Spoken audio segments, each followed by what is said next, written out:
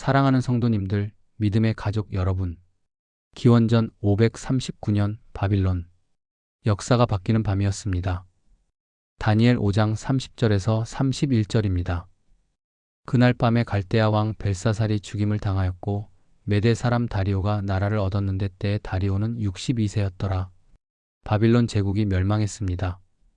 70년간 세계를 지배하던 제국이 하룻밤 사이에 무너진 것입니다. 페르시아와 메대 연합군이 바빌론을 정복했습니다. 성경에서 이것은 이미 예언되어 있었습니다. 이사야 선지자는 바빌론 멸망을 200년 전에 예언했습니다. 이사야 13장 17절에서 19절입니다. 보라, 내가 은을 돌아보지 아니하며 금을 기뻐하지 아니하는 메대 사람을 일으켜 그들을 치게 하리니 메대 사람이 활로 청년들을 쏘아 죽이며 태의 열매를 긍휼히 여기지 아니하며 아이를 가엾게 보지 아니하리라. 왕국들의 영광이요, 갈대아 사람의 자랑하는 놀이개가 된 바빌론이 하나님께 멸망당한 소돔과 고모라 같이 되리니 200년 전 예언이 정확히 성취된 것입니다. 다니엘 자신도 이것을 예언했습니다. 다니엘 2장에서 느부갓네살의 꿈을 해석할 때 그는 내 왕국을 예언했습니다. 금 머리는 바빌론, 은 가슴은 메데 마이너스 페르시아, 노빼는 헬라, 철 다리는 로마였습니다. 이제 은 가슴의 시대가 온 것입니다. 다니엘은 이 모든 것을 목격했습니다. 그는 기원전 605년 첫 번째 포로로 바빌론에 끌려왔습니다. 그때 그는 약 15세였습니다. 이제 70년이 지났습니다. 그는 85세가 되었습니다. 평생을 포로로, 그러나 고위 관리로 살았습니다.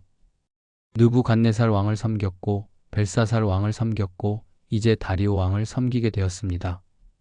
세 제국, 여러 왕들을 섬기면서도 그는 단 한 번도 자신의 신앙을 타협하지 않았습니다. 바로 그 신앙 때문에 그는 이제 생명의 위협을 받게 됩니다. 85세 노인이 사자굴에 던져지는 사건이 일어나는 것입니다. 혹시 여러분은 믿음 때문에 불이익을 당한 적이 있습니까? 신앙을 지키기 위해 손해를 감수해야 했던 경험이 있습니까? 타협하지 않으면 살아남을 수 없다고 느낀 적이 있습니까? 오늘 우리는 70년 동안 단 한 번도 타협하지 않은 한 사람의 이야기를 나누려고 합니다. 적대적인 환경에서도 끝까지 믿음을 지킨 사람의 이야기입니다. 사자굴에 던져졌지만 살아남은 기적의 이야기입니다. 이 역사 속 하나님의 섭리가 궁금하시다면 좋아요를 눌러주세요. 오늘 나눌 4가지 역사적 진실이 여러분의 믿음을 견고하게 할 것입니다. 성경을 역사와 함께 배우고 싶으시다면 구독 버튼도 함께 눌러주세요. 믿음으로 불가능을 이긴 사람들 시리즈 세 번째 이야기, 다니엘입니다. 첫 번째로 역사가 우리에게 보여주는 것은 다니엘이 70년 동안 흔들리지 않는 신실함을 지킨 것입니다. 다니엘의 이야기는 기원전 605년에 시작됩니다. 다니엘 1장 1절에서 2절입니다. 유다의 왕 여호야김이 다스린 지 3년째 되던 해에 바벨론의 왕 느부갓네살이 예루살렘에 이르러 그것을 에워쌌더니 주께서 유다의 왕 여호야김과 하나님의 전 그릇 일부를 그의 손에 넘기심에 그가 그것을 가지고 신할 땅 자기 신의 묘에 가져다가 그 신의 보고에 두었더라. 이것이 첫 번째 바빌론 포로였습니다. 역사가들은 이것을 기원전 605년으로 봅니다. 느부갓네살은 갓 왕위에 오른 청년 왕이었습니다. 그는 애굽 군대를 갈그미스 전투에서 격파하고 돌아오는 길에 예루살렘을 정복했습니다. 그는 예루살렘의 보물과 함께 왕족과 귀족 청소년들을 포로로 끌고 갔습니다. 다니엘 1장 3절에서 4절입니다. 왕이 환관장 아스부나스에게 말하여 이스라엘 자손 중에서 왕족과 귀족 몇 사람, 곧 흠이 없고 용모가 아름다우며 모든 지혜를 통찰하며 지식에 통달하며 학문에 익숙하여 왕궁에 설만한 소년을 데려오게 하였고 그들에게 갈대아 사람의 학문과 언어를 가르치게 하였고 다니엘과 그의 세 친구가 이 청소년들 중에 있었습니다. 다니엘 1장 6절입니다. 그들 중에 유다 자손 곧 다니엘과 하나냐와 미사엘과 아사랴가 있었더니 네 청소년의 이름은 모두 히브리어 이름이었습니다. 다니엘은 하나님이 나의 심판자이시다라는 뜻입니다. 하나냐는 여호와는 은혜로우시다입니다. 미사엘은 누가 하나님과 같으랴입니다. 아사랴는 여호와께서 도우셨다입니다. 그들의 이름 자체가 신앙 고백이었습니다. 그러나 바빌론 사람들은 그들의 이름을 바꾸었습니다. 다니엘 1장 7절입니다. 환관장이 그들의 이름을 고쳐 다니엘은 벨드사살이라 하고 하나냐는 사드락이라 하고 미사엘은 메삭이라 하고 아사랴는 아벳느고라 하였더라. 벨드사살은 벨이 그의 생명을 보호하라는 뜻입니다. 벨은 바빌론의 주신이었습니다. 사드락, 메삭, 아벳느고도 모두 바빌론 신들의 이름이 들어간 이름이었습니다. 이것은 단순한 이름 변경이 아니었습니다. 정체성을 바꾸려는 시도였습니다. 히브리 청소년들을 바빌론 사람으로 만들려는 것이었습니다. 그들은 3년 동안 바빌론의 학문과 언어를 배우도록 되어 있었습니다. 갈대아어, 수메르어, 점성술, 마술, 바빌론 종교 등을 배웠을 것입니다. 왕의 음식과 포도주가 매일 제공되었습니다. 이것은 큰 특권이었습니다. 그러나 바로 여기서 다니엘의 신앙이 시험받았습니다. 다니엘 1장 8절입니다. 다니엘은 뜻을 정하여 왕의 음식과 그가 마시는 포도주로 자기를 더럽히지 아니하리라 하고 자기를 더럽히지 아니하도록 환관장에게 구하니, 다니엘은 뜻을 정했습니다. 히브리어 원문은 마음에 두었다는 표현입니다. 이것은 확고한 결단이었습니다. 왕의 음식으로 자기를 더럽히지 않겠다는 것이었습니다. 왜 왕의 음식이 문제였습니까? 첫째, 그 음식은 우상에게 먼저 제사드린 것이었을 가능성이 높았습니다. 둘째, 레위기의 정결 규정에 어긋나는 음식이 포함되어 있었을 것입니다. 셋째, 왕의 음식을 먹는 것은 완전히 바빌론의 동화됨을 의미했습니다. 다니엘은 15세 청소년이었습니다. 포로로 끌려온 약한 처지였습니다. 거부하면 죽을 수도 있었습니다. 그러나 그는 타협하지 않았습니다. 하나님은 다니엘에게 은혜를 주셨습니다. 다니엘 1장 9절입니다. 하나님이 다니엘로 하여금 환관장에게 은혜와 긍휼을 얻게 하신지라. 환관장 아스부나스는 다니엘을 좋아했습니다. 그러나 두려워했습니다. 다니엘 1장 10절입니다. 환관장이 다니엘에게 이르되 내가 내 주 왕을 두려워하노라. 그가 너희 먹을 것과 너희 마실 것을 지정하셨거늘 너희의 얼굴이 너희 또래 소년들보다 초췌하여 보이면 어찌하겠느냐. 그렇게 되면 너희 때문에 내 머리가 왕 앞에서 위태롭게 되리라 하니라. 다니엘은 지혜롭게 제안했습니다. 다니엘 1장 12절에서 13절입니다. 원하건대 당신의 종들을 열흘 동안 시험하여 채소만 먹게 하고 물만 마시게 하신 후에 당신 앞에서 우리의 얼굴과 왕의 음식을 먹는 소년들의 얼굴을 비교하여 보아서 보이는 대로 종들에게 처분하소서 하매 10일간의 시험을 제안한 것입니다. 채소와 물만 먹겠다는 것이었습니다. 감독관이 동의했고 결과는 놀라웠습니다. 다니엘 1장 15절에서 16절입니다. 열흘 후에 그들의 얼굴이 왕의 음식을 먹은 모든 소년들보다 더 아름답고 살이 더 윤택하여 보인지라. 그리하여 그 감독하는 자가 그들에게 지정된 음식과 마실 포도주를 제하고 채소를 주니라. 하나님이 역사하신 것입니다. 채소와 물만 먹었는데 더 건강했습니다. 3년 후 시험에서 다니엘과 세 친구는 최고의 성적을 거두었습니다.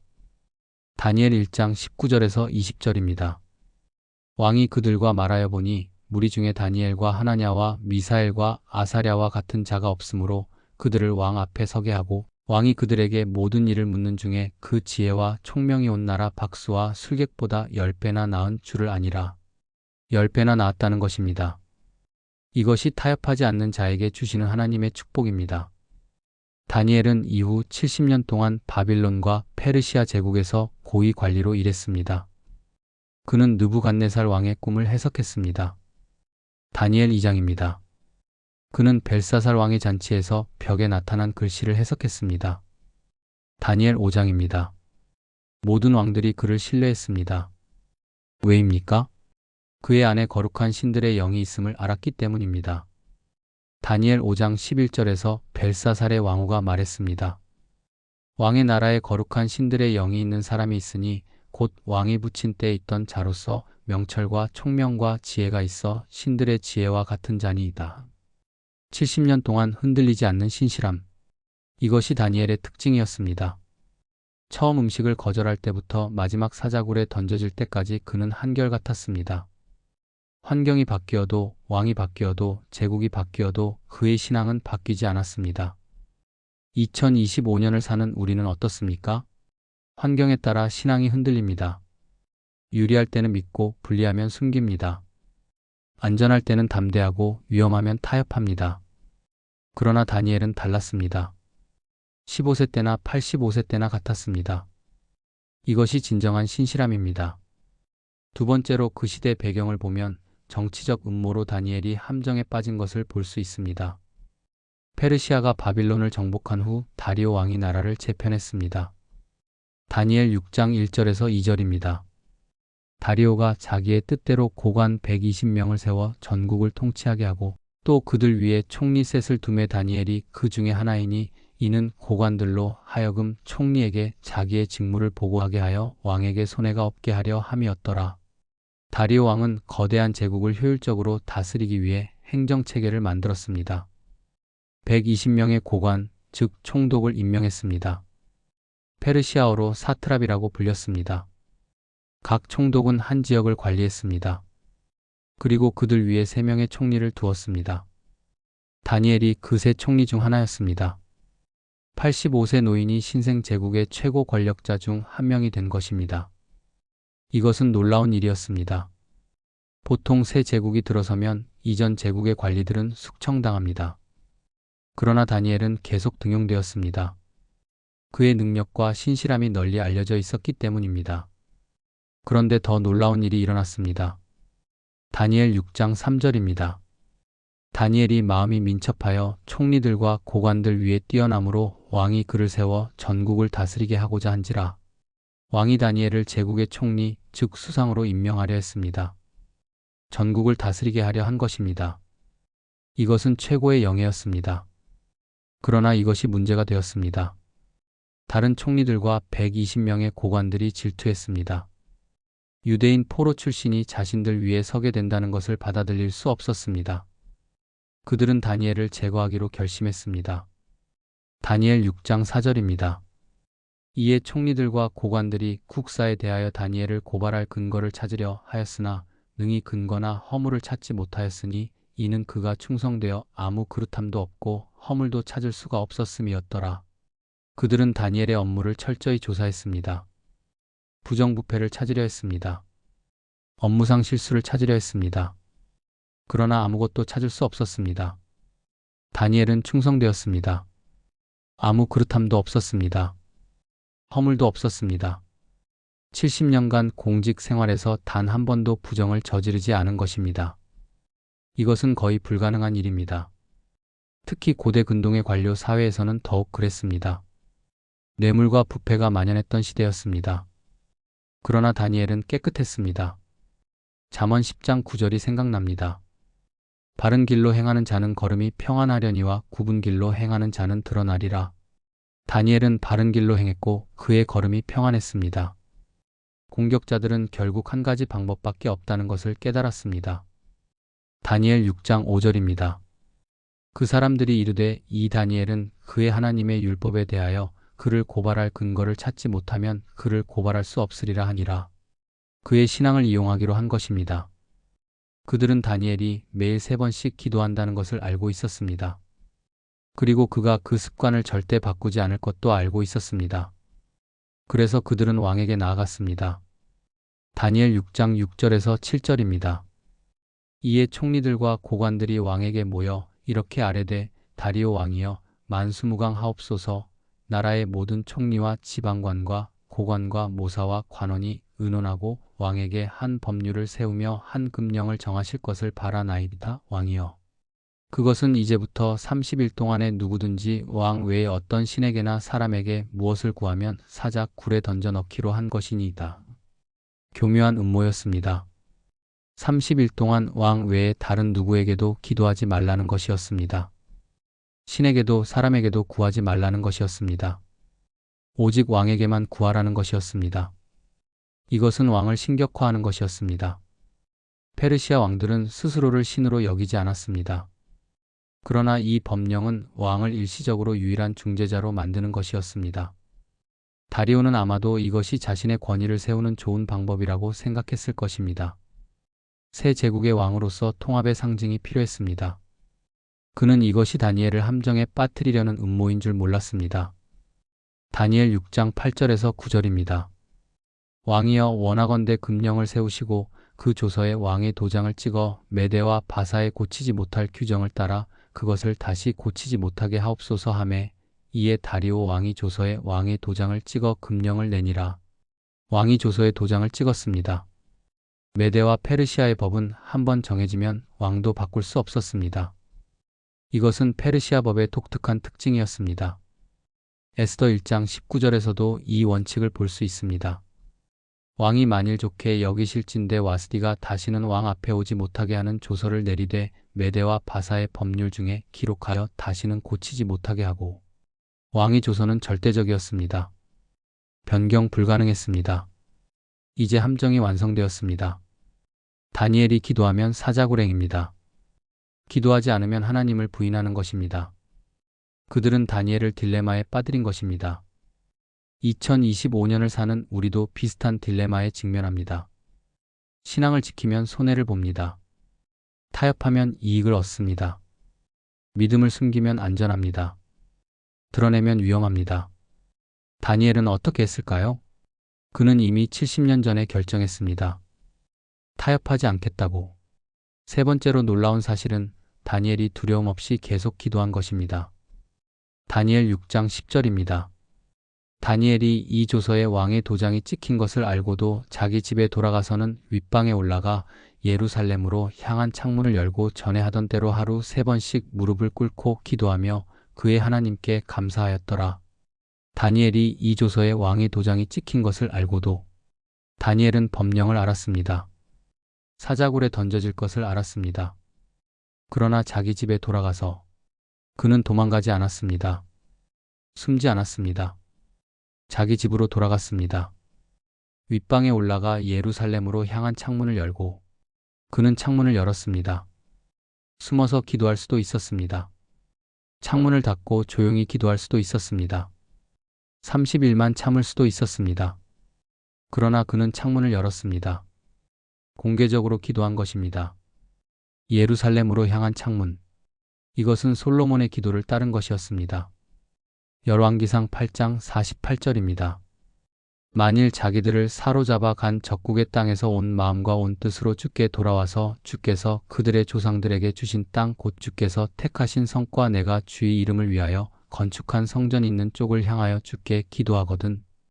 포로로 잡혀간 곳에서 예루살렘을 향해 기도하라는 것이었습니다. 다니엘은 70년 동안 매일 예루살렘을 향해 기도했습니다. 고향을 잊지 않았습니다. 성전을 잊지 않았습니다. 하나님을 잊지 않았습니다. 전에 하던 대로 하루 3번씩 다니엘의 기도는 습관이었습니다. 시편 55편 17절이 생각납니다. 저녁과 아침과 정오에 내가 근심하여 탄식하리니 여호와께서 나의 소리를 들으시리로다. 다니엘은 아침, 정오, 저녁에 기도했을 것입니다. 70년 동안 하루도 거르지 않았습니다. 무릎을 꿇고 기도하며 그의 하나님께 감사하였더라. 주목할 표현이 있습니다. 감사하였더라. 사자굴에 던져질 것을 알면서도 감사했습니다. 무엇을 감사했습니까? 70년 동안 지켜주신 것을 감사했습니다. 오늘도 기도할 수 있게 하신 것을 감사했습니다. 하나님과의 관계를 감사했습니다. 빌립보서 4장 6절이 생각납니다. 아무것도 염려하지 말고 다만 모든 일에 기도와 간구로 너희 구할 것을 감사함으로 하나님께 아뢰라. 다니엘은 위기 중에도 감사했습니다. 그의 기도는 간구만이 아니었습니다. 감사와 찬양이었습니다. 그의 적들은 이것을 지켜보고 있었습니다. 다니엘 6장 11절입니다. 그 무리들이 모여서 다니엘이 자기 하나님 앞에 기도하며 간구하는 것을 발견하고 그들은 증거를 확보했습니다. 다니엘이 법령을 어긴 것을 목격한 것입니다. 그들은 즉시 왕에게 달려갔습니다. 다니엘 6장 12절에서 13절입니다. 이에 그들이 나아가서 왕의 금령에 대하여 왕께 아뢰되 왕이여 왕이 이미 금령에 왕의 도장을 찍으사 이제부터 30일 동안에 누구든지 왕 외에 어떤 신에게나 사람에게 구하면 사자 굴에 던져 넣기로 하지 아니하였나이까. 왕이 대답하여 이르되 이 일이 확실하니 메대와 바사의 규정을 따라서 고치지 못할 것이니라 하는지라. 그들이 왕 앞에서 말하여 이르되 왕이여 사로잡혀 온 유다 자손 중 다니엘이 왕과 왕의 도장이 찍힌 금령을 존중하지 아니하고 하루 3번씩 기도하나이다 하니 그들은 교묘하게 고발했습니다. 먼저 왕에게 법령을 확인시켰습니다. 왕이 확인하자 그때 다니엘을 고발했습니다. 사로잡혀 온 유다 자손 중 다니엘. 이 표현에 주목하십시오. 그들은 다니엘을 총리라고 부르지 않았습니다. 사로잡혀 온 유다 자손이라고 불렀습니다. 포로 출신임을 강조한 것입니다. 왕의 반응은 어땠습니까? 다니엘 6장 14절입니다. 왕이 이 말을 듣고 매우 근심하여 다니엘을 구원하려고 마음을 쓰며 그를 건져내려 하고 해가 질 때까지 힘썼으나 왕이 매우 근심했습니다. 그는 다니엘을 아꼈습니다. 신뢰했습니다. 존경했습니다. 그를 구원하려고 해가 질 때까지 힘썼습니다. 방법을 찾으려 했습니다. 법을 우회할 길을 찾으려 했습니다. 그러나 페르시아 법은 절대적이었습니다. 다니엘 6장 15절입니다. 그 무리들이 또 모여 왕께 나와서 말하되 왕이여 메대와 바사의 규정을 아시거니와 왕께서 정하신 금령과 법도는 고치지 못할 것이니이다 하니 그들은 왕을 압박했습니다. 왕도 법 위에 있을 수 없다는 것을 상기시켰습니다. 왕은 어쩔 수 없었습니다. 다니엘 6장 16절입니다. 이에 왕이 명령함에 다니엘을 끌어다가 사자 굴에 던져 넣는지라 왕이 다니엘에게 이르되 내가 항상 섬기는 내 하나님이 너를 구원하시리라 하니라. 왕이 명령했습니다. 다니엘을 사자굴에 던지라고. 85세 노인이 사자굴에 던져진 것입니다. 사자굴은 어떤 곳이었습니까? 고고학자들은 고대 근동의 사자굴 유적을 발견했습니다. 땅을 깊이 파서 만든 구덩이였습니다. 위에서 사람이나 동물을 던져 넣었습니다. 한번 들어가면 나올 수 없었습니다. 사자들은 굶주린 상태로 유지되었습니다. 던져진 사람은 즉시 찢겨 죽었습니다. 그러나 왕은 다니엘에게 말했습니다. 내가 항상 섬기는 내 하나님이 너를 구원하시리라. 왕도 다니엘의 하나님을 인정한 것입니다. 왕도 기적을 기대한 것입니다. 다니엘 6장 17절입니다. 이에 돌을 굴려다가 사자 굴 어귀를 막음에 왕이 자기의 도장과 귀족들의 도장으로 봉하였으니 이는 다니엘에 대한 처분을 고치지 못하게 하려 함이었더라. 굴 입구를 돌로 막았습니다. 왕과 귀족들의 도장으로 봉했습니다.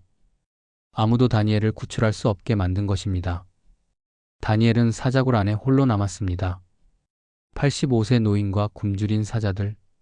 인간적으로는 완전히 절망적인 상황이었습니다. 그러나 하나님은 함께 하셨습니다. 다니엘 6장 22절에서 다니엘이 후에 증언합니다. 나의 하나님이 이미 그의 천사를 보내어 사자들의 입을 봉하셨으므로 사자들이 나를 상해하지 못하였사오니 이는 나의 무죄함이 그 앞에 명백함이오며 또 왕이여 나는 왕에게도 해를 끼치지 아니하였나이다. 하나님이 천사를 보내셨습니다. 사자들의 입을 봉하셨습니다. 사자들이 다니엘을 해치지 못했습니다. 이것은 완전한 기적이었습니다. 히브리서 11장 33절은 이렇게 말합니다. 그들은 믿음으로 나라들을 이기기도 하며 의를 행하기도 하며 약속을 받기도 하며 사자들의 입을 막기도 하며 믿음으로 사자들의 입을 막은 것입니다. 밤새도록 다니엘은 사자들과 함께 있었습니다. 그러나 평안했습니다. 하나님이 함께 하셨기 때문입니다. 시편 23편 4절이 생각납니다. 내가 사망의 음침한 골짜기로 다닐지라도 해를 두려워하지 않을 것은 주께서 나와 함께 하심이라. 주의 지팡이와 막대기가 나를 안위하시나이다. 사자굴이 바로 사망의 음침한 골짜기였습니다. 그러나 하나님이 함께 하셨습니다. 2025년을 사는 우리도 사자굴 같은 상황을 겪습니다. 절망적이고 위험하고 혼자인 것 같은 상황입니다. 그러나 우리도 홀로가 아닙니다. 하나님이 함께 하십니다. 다니엘처럼 타협하지 말고 기도하십시오. 네 번째로 마지막으로 깨달아야 할 것은 하나님이 다니엘을 구원하시고 그를 통해 영광 받으신 것입니다. 왕은 그날 밤 잠을 이루지 못했습니다. 다니엘 6장 18절입니다. 왕이 궁에 돌아가서는 밤이 새도록 금식하고 그 앞에 오락을 그치고 잠자기를 마다하니라. 왕이 금식했습니다. 오락을 거절했습니다. 잠도 자지 못했습니다. 다니엘을 걱정한 것입니다. 새벽이 되자 왕이 급히 사자굴로 갔습니다. 다니엘 6장 19절에서 20절입니다. 이튿날에 왕이 새벽에 일어나 급히 사자굴로 가서 다니엘이 든 굴에 가까이 이르러서 슬피 소리 질러 다니엘에게 묻되 살아계신 하나님의 종 다니엘아, 내가 항상 섬기는 내 하나님이 내게 사자들을 막아 구원하시기에 능하셨느냐 하니 왕이 슬피 소리 질렀습니다. 다니엘이 죽었을 것이라고 생각했습니다. 그러나 동시에 희망했습니다. 내 하나님이 너를 구원하시기에 능하셨느냐? 그리고 놀라운 음성이 들렸습니다. 다니엘 6장 21절에서 22절입니다. 다니엘이 왕에게 아뢰되 왕이여 원하건대 왕은 만세수를 누리옵소서. 나의 하나님이 이미 그의 천사를 보내어 사자들의 입을 봉하셨으므로 사자들이 나를 상해하지 못하였사오니 이는 나의 무죄함이 그 앞에 명백함이오며 또 왕이여 나는 왕에게도 해를 끼치지 아니하였나이다. 다니엘이 살아있었습니다. 상처 하나 없었습니다. 왕이 얼마나 기뻐했겠습니까? 다니엘 6장 23절입니다.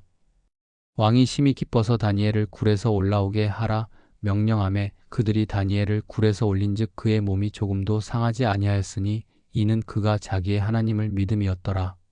왕이 심히 기뻐했습니다. 다니엘을 끌어올렸습니다. 그의 몸이 조금도 상하지 않았습니다. 이는 그가 자기의 하나님을 믿음이었더라. 성경은 구원의 이유를 명확히 밝힙니다. 믿음 때문이었습니다. 그러나 다니엘을 고발한 자들은 어떻게 되었습니까? 다니엘 6장 24절입니다. 왕이 명령함에 다니엘을 참소한 그 사람들을 끌어오게 하고 그들을 그들의 처자들과 함께 사자 굴에 던져넣게 하였더니 그들이 굴 밑에 닿기도 전에 사자가 그들을 붙들어 그 뼈까지도 부서뜨렸더라. 그들이 사자굴에 던져졌습니다. 그들의 가족까지 함께였습니다. 이것은 페르시아의 관습이었습니다. 반역죄는 가족까지 처벌했습니다. 가혹해 보이지만 당시의 법이었습니다. 그들이 굴 밑에 닿기도 전에 사자가 그들을 붙들었습니다. 뼈까지 부서뜨렸습니다. 이것은 무엇을 증명합니까? 사자들이 굶주려 있었다는 것입니다. 다니엘을 해치지 않은 것이 사자들이 배불러서가 아니었습니다. 완전히 기적이었다는 것입니다. 하나님이 사자들의 입을 막으셨다는 증거였습니다. 이 사건 후 다리오 왕이 조서를 내렸습니다. 다니엘 6장 25절에서 27절입니다. 이에 다리오 왕이 온 땅에 있는 모든 백성과 나라들과 각 언어를 말하는 자들에게 조서를 내려 이르되 원하건대 너희에게 큰 평강이 있을지어다. 내가 이제 조서를 내리노라. 내 나라 관할 아래에 있는 사람들은 다 다니엘의 하나님 앞에서 떨며 두려워할지니 그는 살아계신 하나님이시요 영원히 변하지 않으실 이시며 그의 나라는 멸망하지 아니할 것이요 그의 권세는 무궁할 것이며 그는 구원도 하시며 건져내기도 하시며 하늘에서든지 땅에서든지 이적과 기사를 행하시는 이로서 다니엘을 사자의 입에서 건져내셨음이라 하였더라. 왕이 조서를 내렸습니다. 제국 전역에 선포했습니다. 다니엘의 하나님 앞에서 떨며 두려워하라. 그는 살아계신 하나님이시다. 그의 나라는 멸망하지 않는다. 그는 구원하시고 건져내신다. 다니엘을 사자의 입에서 건져내셨다. 이방 왕의 입에서 나온 위대한 신앙 고백입니다. 다니엘 한 사람의 신실함이 왕을 변화시켰습니다. 제국 전체의 하나님을 증거하게 되었습니다. 다니엘 6장 28절입니다. 이 다니엘이 다리오 왕의 시대와 바사 사람 고레스 왕의 시대에 형통하였더라. 다니엘은 계속 형통했습니다. 다리오 왕 시대에도 고레스 왕 시대에도 형통했습니다. 고레스는 페르시아의 창건자였습니다. 이사야 44장 28절에서 45장 1절에 예언된 바로 그 고레스입니다. 고레스에 대하여는 이르기를 그는 나의 목자라 나의 모든 기쁨을 성취하리라 하며 예루살렘에 대하여는 이르기를 중건되리라 하며 성전에 대하여는 내 기초가 놓여지리라 하는 자니라. 나 여호와는 나의 기름 부음을 받은 고레스의 오른손을 잡고 그 앞에 열국을 항복하게 하며 내가 왕들의 허리를 풀어 하나님은 고레스를 통해 유대인들을 해방시키셨습니다. 기원전 538년 고레스 칙령으로 유대인들은 예루살렘으로 돌아갈 수 있었습니다. 에스라 1장 1절에서 3절입니다. 바사왕 고레스 원년에 여호와께서 예레미야의 입으로 하신 말씀을 이루시려고 바사왕 고레스의 마음을 감동시키시매 그가 온 나라에 공포도 하고 조서도 내려 이르되 바사왕 고레스는 말하노니 하늘의 하나님 여호와께서 세상 모든 나라를 내게 주셨고 나에게 명령하여 유다 예루살렘의 성전을 건축하라 하셨나니 이스라엘의 하나님은 참 하나님이시라. 너희 중에 그의 백성이 된 자는 다 유다 예루살렘으로 올라갈지어다. 하나님께서 함께 하시기를 원하노라 하였더라. 다니엘이 이 칙령에 영향을 미쳤을 가능성이 큽니다. 그는 고레스 왕의 고문이었을 것입니다. 다니엘은 예레미야의 예언을 알고 있었습니다. 다니엘 9장 2절입니다. 곧 그 통치 원년에 나 다니엘이 책을 통해 여호와께서 말씀으로 선지자 예레미야에게 알려주신 그 연수를 깨달았나니 곧 예루살렘의 황폐함이 70년 만에 마치리라 하신 것이더라. 다니엘은 70년 포로 기간이 끝나가는 것을 알았습니다. 그래서 금식하며 기도했습니다. 다니엘 9장 3절입니다. 내가 금식하며 베옷을 입고 재를 뒤집어 쓰고 주 하나님께 기도하며 간구하기를. 다니엘의 기도가 민족 귀환으로 이어진 것입니다. 한 사람의 신실함이 역사를 바꾸었습니다. 사랑하는 성도님들, 오늘 우리는 다니엘의 이야기를 통해 4가지 역사적 진실을 보았습니다. 첫째, 다니엘은 70년 동안 흔들리지 않는 신실함을 지켰습니다. 15세의 음식을 거절한 것부터 85세의 기도를 지킨 것까지 한결같았습니다. 둘째, 정치적 음모로 다니엘이 함정에 빠졌습니다. 질투하는 동료들이 그의 신앙을 이용해 사자굴로 보냈습니다. 셋째, 다니엘은 두려움 없이 계속 기도했습니다. 창문을 열고 공개적으로 하루 3번 감사하며 기도했습니다. 넷째, 하나님이 다니엘을 구원하시고 그를 통해 영광 받으셨습니다.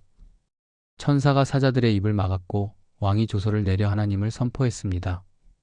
이 4가지 진실은 2025년을 사는 우리에게도 그대로 적용됩니다. 우리도 적대적인 환경에 살고 있습니다. 신앙 때문에 불이익을 받습니다. 타협하면 편하지만 대가가 따릅니다. 그러나 다니엘처럼 신실해야 합니다. 환경이 바뀌어도 신앙은 바뀌지 않아야 합니다. 우리도 음모와 함정에 직면합니다. 우리를 넘어뜨리려는 세력이 있습니다. 믿음을 포기하게 만들려는 압력이 있습니다. 그러나 다니엘처럼 타협하지 말아야 합니다. 우리도 기도를 멈추지 말아야 합니다. 30일만 참으면 된다는 유혹이 옵니다. 잠시만 숨으면 된다는 생각이 듭니다. 그러나 다니엘처럼 창문을 열고 기도해야 합니다. 공개적으로 담대하게 감사하며 기도해야 합니다. 그러면 하나님이 구원하실 것입니다. 사자굴에서도 건지실 것입니다. 불가능한 상황에서도 기적을 행하실 것입니다. 그리고 우리를 통해 영광 받으실 것입니다. 오늘 여러분은 어떤 사자굴 앞에 서 있습니까? 신앙을 지키면 손해를 볼 상황입니까? 타협하지 않으면 던져질 구덩이가 있습니까? 다니엘처럼 선택하십시오. 하나님께 신실하십시오. 70년이든 7일이든 한결같으십시오. 창문을 열고 기도하십시오. 두려워하지 마십시오. 하나님이 천사를 보내실 것입니다. 사자들의 입을 막으실 것입니다. 여러분을 구원하실 것입니다. 그리고 여러분을 통해 영광 받으실 것입니다. 오늘 역사 속 하나님의 섭리가 감동되셨다면 좋아요를 눌러주세요. 믿음으로 불가능을 이긴 사람들 시리즈를 계속 이어가겠습니다. 다음 시간에는 사도 바울의 이야기를 나누겠습니다. 감옥에서도 복음을 전한 사도, 끝까지 믿음을 지킨 사람의 이야기입니다. 구독과 알림 설정 부탁드립니다. 여러분의 간증이나 질문을 댓글로 나눠주세요. 혹시 여러분도 적대적인 환경에 계십니까? 신앙 때문에 어려움을 겪고 계십니까? 다니엘처럼 신실할 수 있도록 기도하겠습니다. 함께 댓글로 나눠주시면 함께 기도하겠습니다. 사랑하는 성도님들, 다니엘처럼 어떤 환경에서도 하나님께 신실하며 끝까지 믿음을 지키는 우리 모두가 되기를 주님의 이름으로 축복합니다. 주님의 은혜와 평강이 여러분과 함께 하시길 기도합니다. 감사합니다.